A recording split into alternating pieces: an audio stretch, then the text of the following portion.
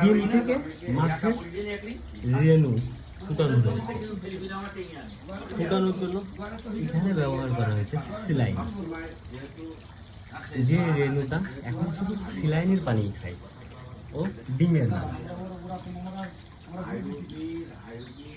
মাছগুলো প্রথমে ধরে মেয়ে মাছ ও মদ্দা মাছ ইঞ্জেকশন করানোর পরে তারপরে যে ডিমগুলো আছে, পুরুষ মাছ থেকে যে দুধের মতন একটা চাকা বের হয় আর নারী মাছ থেকে ডিম বের হয়, এই দুইটা মিক্সড করে ফেটে সুন্দর করে আর্টিফিশিয়াল স্রোত তৈরি করে তার ভিতরে সেলাইন ডিম দিয়ে তখন ডিমগুলো ছাড়া হয় এই নেটের ভিতরে। এই ডিমগুলো ঠিক 7 দিন পরে ফুটে এতটুকু পরিমাণ বড় হয়।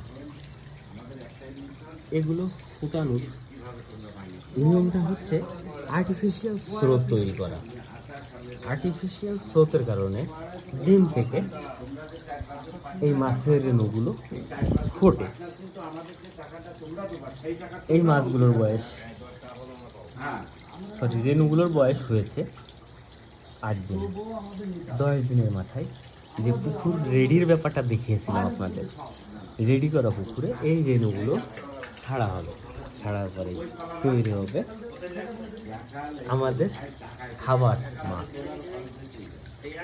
যারা ধৈর্য সহকারে আমার এই কন্টেন্টগুলো এভাবে দেখেছেন, সবাইকে ধন্যবাদ আমার এই দায়িত্ব জীবনে ব্যতিক্রমী বস্তুর সাথে যুক্ত থাকার জন্য।